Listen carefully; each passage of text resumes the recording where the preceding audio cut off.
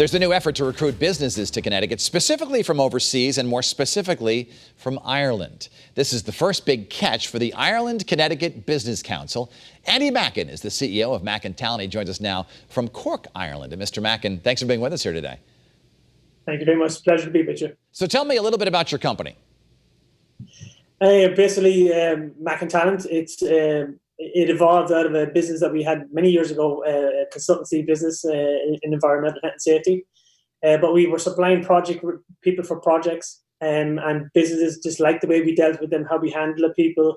They got maximum efficiency out of them. So the whole Mackin Talent then just evolved into a bigger entity in itself. So we've been doing that for the last 7 or 8 years now, and it's just been growing and growing. So hence our kind of interest in getting to the East Coast.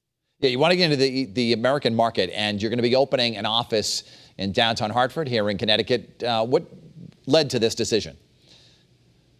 Well, it was a toss-up between Boston and New York, and then my new CEO, Fiona Donnelly, has roots in Connecticut. Her uncle and his son are both professors in the college there, and she said, "You got to go there. It's slap bang in the middle. We can do Boston, we can do New York, but we can be in a really beautiful setting." So I was sold on that. Plus the area itself is the kind of areas that we're in, which is fintech, pharma, and tech.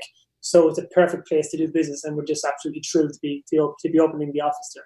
And it's much cheaper too than going to New York or Boston. Absolutely, that's another factor. So what do you know about Connecticut?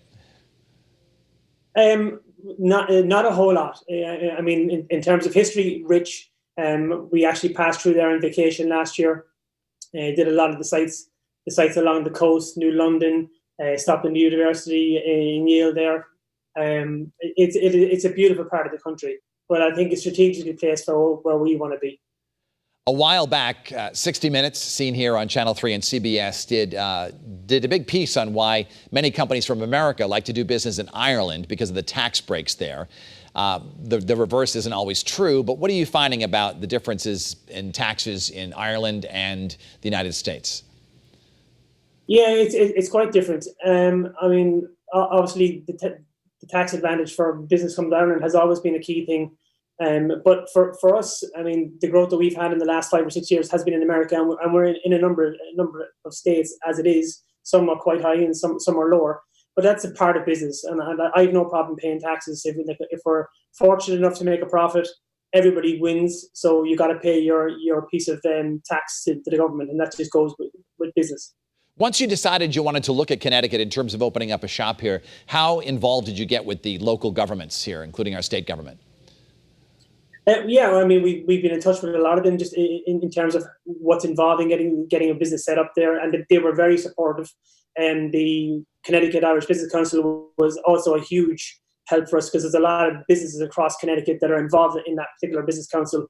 And we've been involved in it now for over 6 months. And it's been great because you can tap into people that have business on the ground, and they let you know the lay of the land, which was very helpful. Are there any financial incentives to come to Connecticut being offered? That wasn't if there is, we haven't heard of it. It wasn't a decision that was key in our mind. It was more about location and being strategically placed, and I think Connecticut definitely gives you that for the whole Northeast region. So let's talk a little bit about once you get here in terms of the expansion and the types of things that you'll want to do. How many employees do you imagine having here?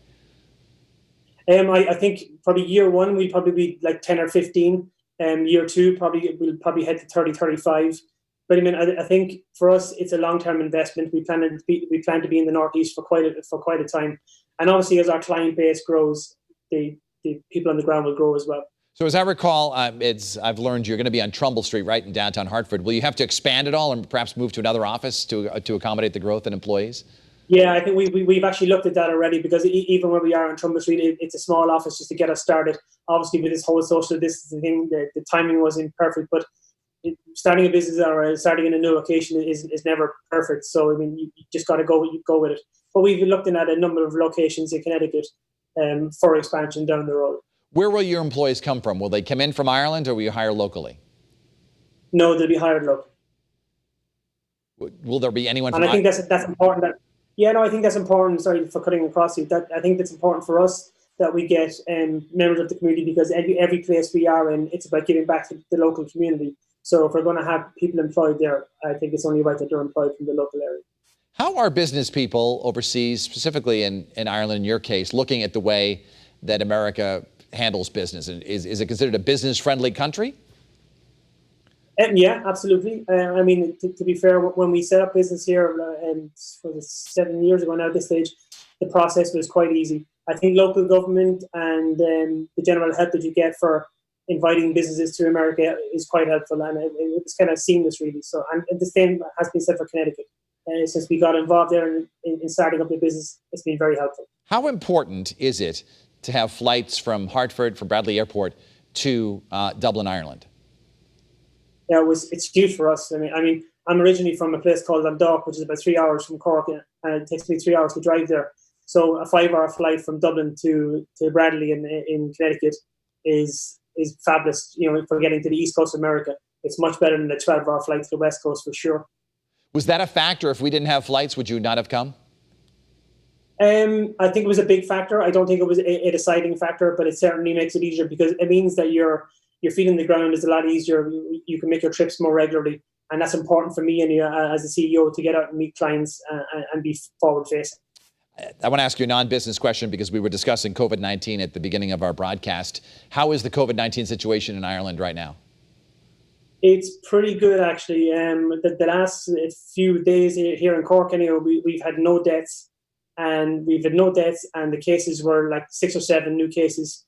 And the country has moved the phases forward for opening up because the numbers have been low. I think we've got 41 active cases in hospital now, so at the moment, so it's been quite good. So I think hotels and event centres are all opening up this weekend, and I think instead of the 10th of August now, the 20th of July is the final phase. So we're hoping, fingers crossed, that we'll get back to normal pretty quickly. We're all hoping for that. Andy Mackin from Mackin Talent.